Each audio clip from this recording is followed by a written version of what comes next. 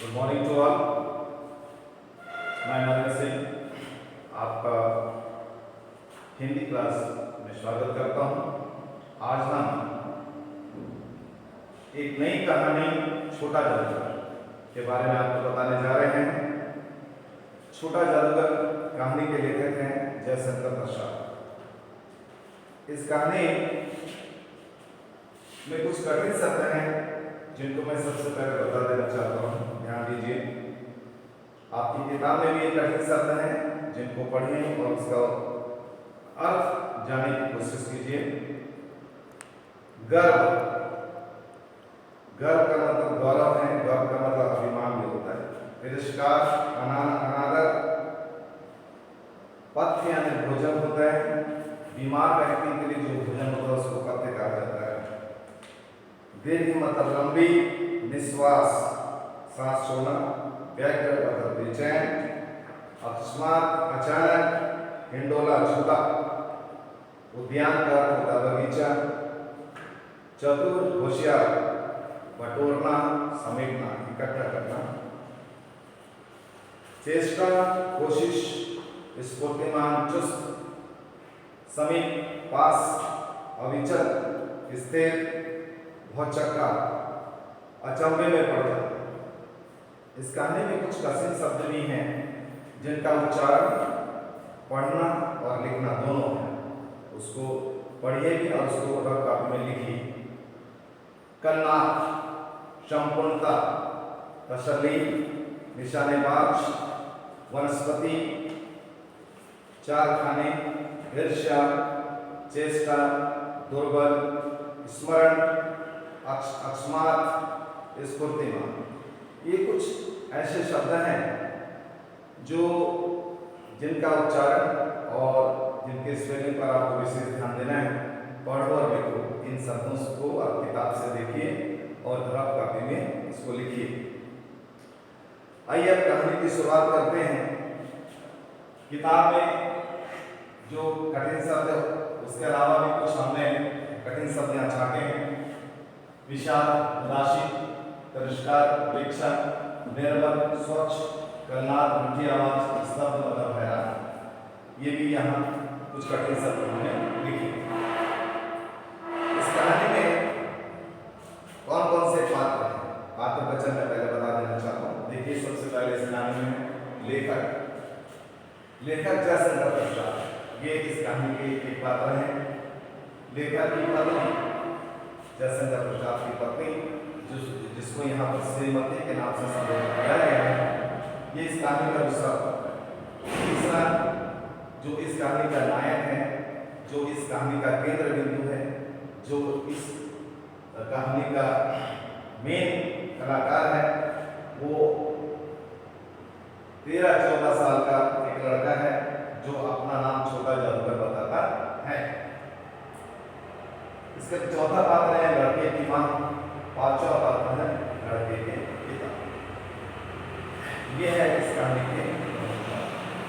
आइए अब इस कहानी के परिचय के बारे में मैं आपको बताऊं।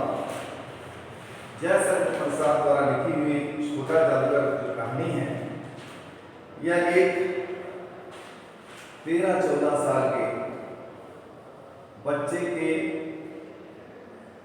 संघर्षमय जीवन की कहानी है।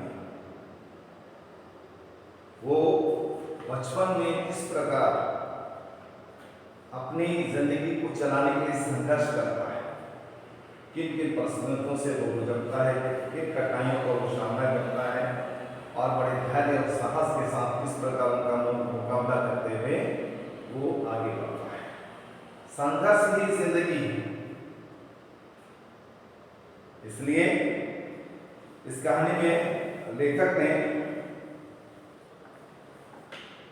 छोटा जादूगर के मात्र भक्ति, छोटे जादूगर की मात्र भक्ति, माँ के प्रति जो उसकी भक्ति है, माँ के प्रति जो उसकी कर्तव्य भावना है और अपने कर्तव्यों का पालन, माँ के प्रति उसकी मात्र भक्ति और अपने कर्तव्यों के पालन की ही कहानी छोटा जादूगर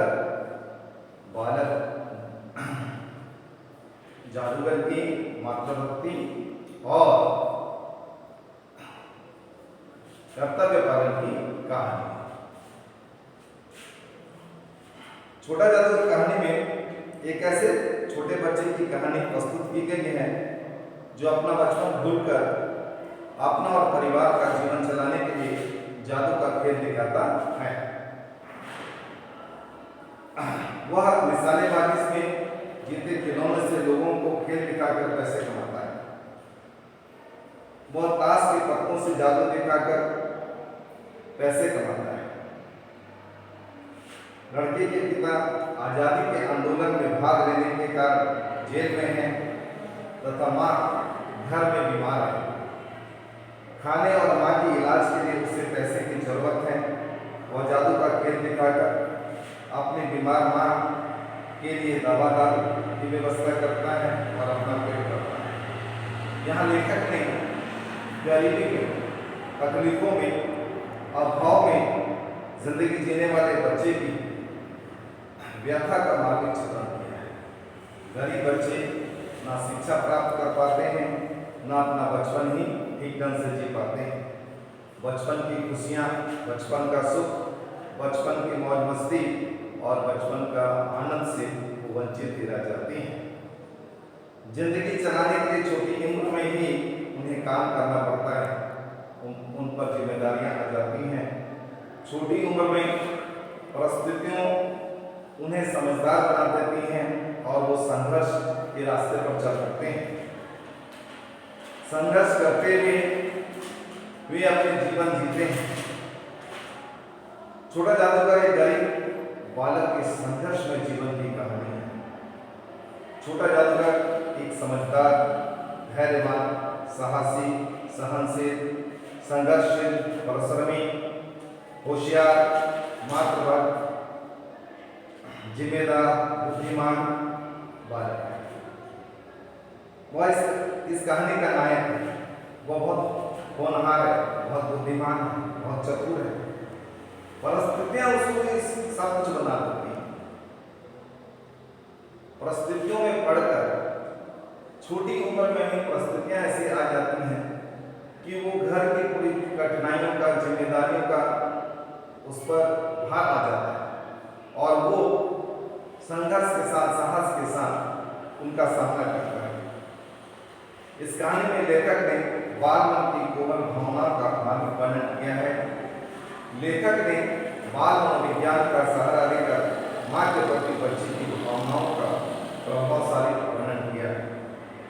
इस कहानी के माध्यम से लेखक ने बालकों में माता पिता के प्रति आदर सम्मान की भावना का विकास किया है।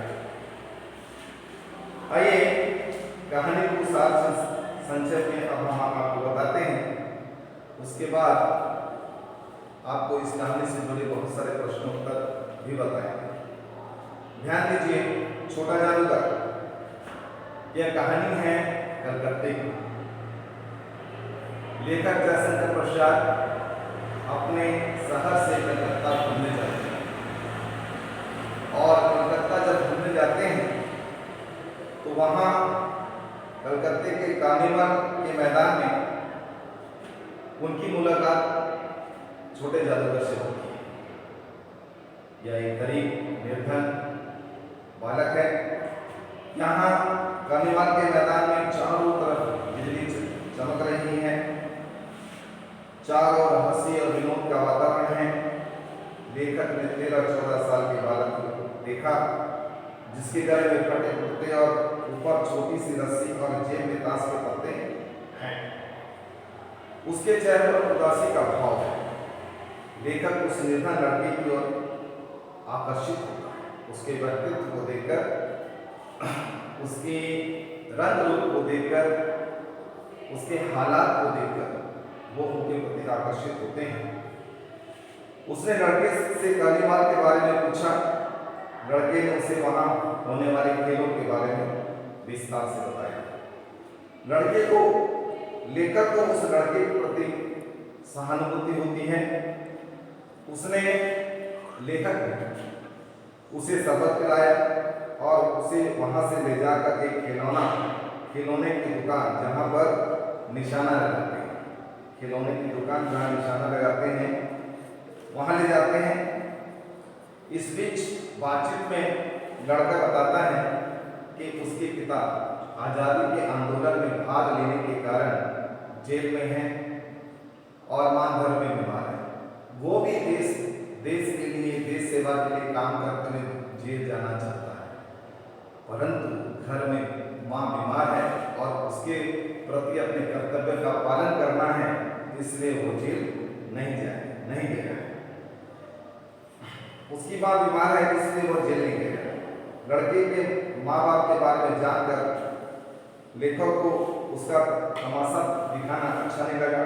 लेखक की बात को हंसी उड़ाते हुए लड़के ने कहा कि वह तमाशा देखने नहीं दिखाने आया है।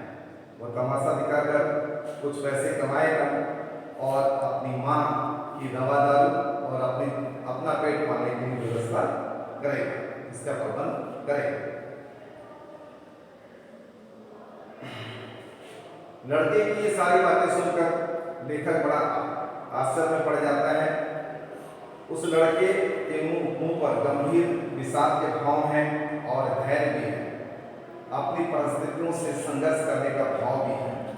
वह कहता है कि वो करने वाले के जादूगर से और बहुत अच्छा खेल दिखा सकता है। लेखक उसे निशाना लगाने के लिए 12 टिकट खरीद कर देते हैं। उसने गेंदों से निशाना लगाकर खिलौने गिरा दिए। लड़के ने निशाने लगाए, सारे निशाने अचूक थे। उसने ढेर सारे खिलौने जीत लिए। उसका अचूक निशाना देखकर दूसरे लोग भी दंग रह गए। लड़के ने लेखक को बताया कि वो बाहर निकालकर उसे भी अपना तमाशा दिखाएगा। लेखक को उसने अपना नाम छोटा जादूगर बताया।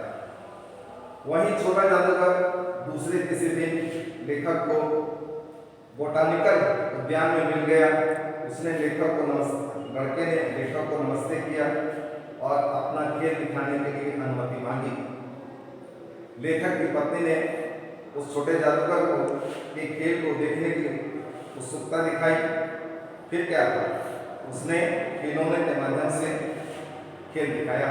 भालू मनाने लगा, बिल्ली रूठने लगी, बंदर भुड़कने लगा। उस छोटे जादूगर की बातें से ही सारा खेल चलता था। ताश के पत्तों में पहले लाल फिर काला रंग बदल गया।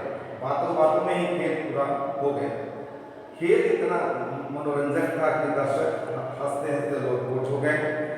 लेखक की पत्नी श्रीमती ने उसके खेल पर खुश होकर उसे 1 रुपया इनाम दिया। देखिए, जिस समय ये कहानी लिखी गई थी उस समय 1 रुपये का बहुत मूल्य था, बहुत महत्व था उसका। तो उस समय रुपये की कीमत बहुत थी, इसलिए श्रीमती ने उससे पूछा कि ये 1 रुपये से वो क्या करे। उसने बताया कि वो 1 रुपये से पकौड़ियाँ खाकर अपना पेट भरेगा और फिर अपनी माँ के लिए सूती कंबल लेगा। सायंकाल जब लेखक अपनी मोटर से हावड़ा जा रहा था तो मार्ग में उसे फिर वही छोटा जादूगर मिला। लेखक ने मोटर से उतरकर उससे पूछा, तुम यहाँ कहाँ खड़े हो? उसने बताया कि उसकी माँ को अस्पताल वालों ने निकाल दिया है। आजादी की लड़ाई में भाग लेने वाले परिवारों को अंग्रेज सरकार अनेक प्रकार से प्रताड़ित करती है। ये भी एक उसका उदाहरण है। छोटा जादूगर के पिता आजादी की लड़ाई में भाग ले रहे थे और भाग लिया, इसलिए उनके जेल की सजा। और आजादी की लड़ाई में भाग लेने के कारण से अस्पताल वालों ने उसकी मां को निकाला, उसका इलाज नहीं। क्यों नहीं किया? क्योंकि तुम आजादी की लड़ाई में भाग गए। तो उसने लेखक को बताया कि आज उसकी मां को अस्पताल वालों ने निकाल दिया है। उसकी बात सुनकर लेखक कार से उतर पड़ा और झोपड़ी के अंदर जाकर देखा कि एक स्त्री चीथड़ों में झोपड़ी में और चिथड़ों। छोटा जादूगर बहुत निर्धन अभावग्रस्त था, इसलिए झोपड़ी में रहता था। और वहां पर उसकी बीमार मां थी जिसके तन पर चिथड़े थे। इतना अभाव था उनकी जिंदगी में कि अच्छे कपड़े भी नहीं खरीद पा रहे थे। तो चिथड़े में एक स्त्री उस कमरे में कांप रही थी। छोटा जादूगर ने उस सूती कंबल उस अपनी माँ के ऊपर उड़ा दिया और मामा कहता हुआ उससे लिपट गया। अब बहुत दिन बीत चुके। लेखक का मन कलकत्ता से उठ गया था और अब उसकी छुट्टियां भी समाप्त हो रही थी, इसलिए वह वापस अपने शहर जाना चाहता था। परंतु कलकत्ता शहर छोड़ने से पहले उसके मन में एक बार छोटे जादूगर से फिर से मिलकर और बाग बगीचों को देखकर जाने की इच्छा हुई। लेखक अकेले ही बाग देखने के लिए चल पड़ा। आज वहां जाकर लेखक ने देखा कि छोटा जादूगर का रंगमंच सजा है। बाग के पास सड़क के किनारे छोटा जादूगर अपना खेल दिखा रहा है और सारे खिलौने अपना अपना अभिनय कर रहे हैं। छोटा जादूगर बोल रहा है, परंतु आज उसकी वाणी में उत्साह नहीं है। उसके स्वर कांप रहे हैं। उसकी बातों में आज वो दम नहीं है, वो प्रभाव नहीं है, वो आकर्षण नहीं है, लोगों को हंसाने का भाव नहीं है। वह दूसरों को हंसाने की चेष्टा कर रहा है, परंतु वो खुद उदास। कारण आज वो जब घर से चला था तो उसकी माँ ने उसे कहा था कि बेटा जल्दी लौट आए, क्योंकि मेरे जिंदगी का अंतिम समय निकट आ गया। माँ के कहे हुए ये शब्द उसके दिल और दिमाग में गूंज रहे थे। वो मजबूरीवश खेल दिखाने गया। क्यों? उसको पता है कि यदि मैं खेल तमाशा नहीं दिखाऊंगा तो अपना पेट कैसे चलाऊंगा, अपना पेट कैसे भरूंगा। मैं खेल नहीं दिखाऊंगा तो अपने बीमार माँ के लिए इलाज के लिए जो दवा दारू है उसकी व्यवस्था कैसे करूंगा, उसके भोजन की व्यवस्था कैसे करूंगा। माँ की जिंदगी का अंतिम समय निकट जानकर भी वह तमाशा दिखाने के लिए, जादू दिखाने के लिए घर से निकला था। तो आज वो उदास दिख रहा। उस दिन खेल नहीं जमा। लेखक ने उससे पूछा तो क्या बात है, आज तुम्हारा खेल क्यों नहीं जमा? तो वो बताता है कि घर में माँ बहुत बीमार है और उसने कहा है कि जल्दी लौटा। लेखक जब ये समाचार सुनते हैं तो वह उसका सामान उठाकर कार में डाल देते हैं, अपने मोटर में डाल देते हैं और उसको साथ लेकर उसके झोपड़ी की तरफ चल पड़ते हैं। कुछ देर के बाद मोटर झोपड़े के पास रुकती है। लड़का मामा कहता हुआ झोपड़े के अंदर जाता है। लेखक भी उसके पीछे पीछे है। छोटा जादूगर घर झोपड़ी के अंदर जाकर क्या देखता है? उसकी माँ की तबीयत बहुत खराब है। वो बे मतलब बेटा बोलना चाहती है, परंतु बे शब्द बोलकर ही वो खामोश हो जाती है। उसकी अंतिम सांस निकल जाती है, वो इस दुनिया से चली जाती है, उसका देहांत हो जाता है, वो गुजर जाती है। और छोटा जादूगर उससे लिपटकर जोर जोर से रोने लगता है। लेखक वहां खड़ा आश्चर्यचकित होकर सोचता है। उसे लगता है कि मानो सारा संसार जादू की तरह चल रहा है और पूरा संसार जादू के खिलौने की भांति। इस प्रकार की कहानी समाप्त होती है।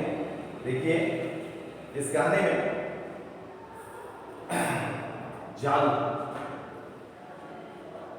जादू की संबंध बताया। जादू क्या चीज है? जादू मतलब एक चमत्कार, हाथ की सफाई।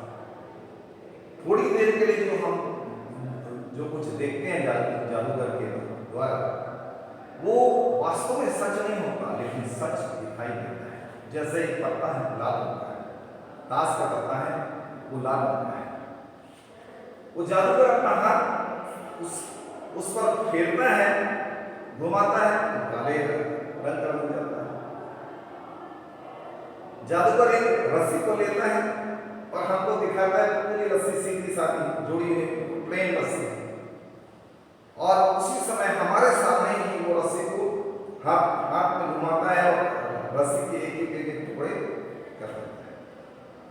जादूगर एक खाली डब्बा हमारे पास लाता है और हमको दिखाता है, और उसी समय वहीं खड़े खड़े वो खाली डब्बे में हाथ डालता है और उसके अंदर से 1 2 3 4 कबूतर निकालते हुए दिखाता है। तो इस प्रकार के ये जो जादू है, इसको काला जादू कहते हैं। ये जो जादू है, यह एक ऐसी कला है, जादूगर कलाकार होते हैं। ये कला है जो हमें रोमांच करती है, हमें आश्चर्यचकित करती है, और ये बहुत पुरानी कला है। हिंदुस्तान में बंगाल एक ऐसा प्रदेश है जहाँ जादू दिखाया जाता है, जादूगर यहाँ जादू सिखाया भी जाता है। दुनिया में आज भी बहुत सारे जादूगर हैं जो जादू दिखाएं तो जादूगर, तो आज भी बहुत सारे जादूगर हैं जो जादू दिखाकर अपना मनोरंजन करते हैं, संसार का मनोरंजन करते हैं, पैसा कमाते हैं। बड़े बड़े जादूगर बड़े बड़े कला से बड़े बड़े चमत्कार दिखाते हैं। तो ये संसार में चलता है। तो यहाँ पर हमने देखा कि एक बालक किस प्रकार छोटे मोटे तमाशे देकर, खेल देकर, जादू देकर अपनी जिंदगी को चलाता है और अपने मां के प्रति अपने कर्तव्यों का पालन करता है। तो जो बचपन है, बच्चों को बचपन में ही घर की जिम्मेदारियां जिन पर आ जाती हैं, तो परिस्थितियां उनको सारे काम सिखाती हैं, परिस्थितियां उनको होशियार बनाती हैं, परिस्थितियां उनको हर प्रकार की परिस्थितियों का सामना करने सिखा देती हैं। तो इस प्रकार इस कहानी में एक बालक के जीवन के संघर्ष को बहुत अच्छे तरीके से लेखक ने बताया है। इसके अलावा कुछ महत्वपूर्ण बातें हैं जो हम आपको अभी बता रहे हैं। अगर जिंदगी में आपने कभी जादू देखा है तो ठीक बात है, नहीं देखा है तो जरूर देख लीजिए, और जादूगर की हर बात को, हर एक्टिविटी को ध्यान से देखिए कि वो क्या बोल रहा है और क्या करके दिखा रहा है। आपको जरूर रोमांच होगा। जिंदगी में आत्मनिर्भर होना जरूरी है। हर व्यक्ति को आत्मनिर्भर होना चाहिए। कुछ बच्चे समय से पहले आत्मनिर्भर हो जाते हैं, कुछ बच्चे समय से पहले बड़े हो जाते हैं। अवस्था उनकी बचपन की होती है, जिम्मेदारियां बड़ी बड़ी आ जाती हैं। तो छोटे अवस्था में बड़ी जिम्मेदारी आ जाने से वो बड़े बच्चे बन जाते हैं, समझदार बच्चे बन जाते हैं। परिस्थितियां व्यक्ति को सब कुछ बना देती हैं। हमको जीवन के हर क्षेत्र में, हर चीज के लिए आत्मनिर्भर होना चाहिए। करने वाले के मैदान के चारों तरफ हंसी और विनोद का गन्ना पूरा था। छोटा जादूगर के पिता जेल में क्यों थे? देश की स्वतंत्रता संग्राम में भाग लेने के कारण जेल में। बालक की जरूरतों ने उसे क्या बना दिया? छोटा बालक जादूगर की जरूरतों ने उसे चतुर और होशियार बना दिया।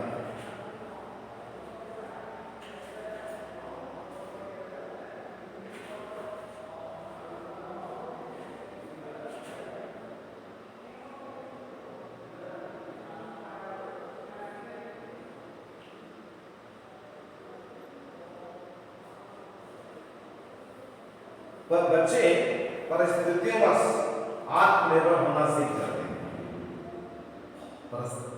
बच्चे परिस्थितियों में आत्मनिर्भर होना सीख जाते हैं।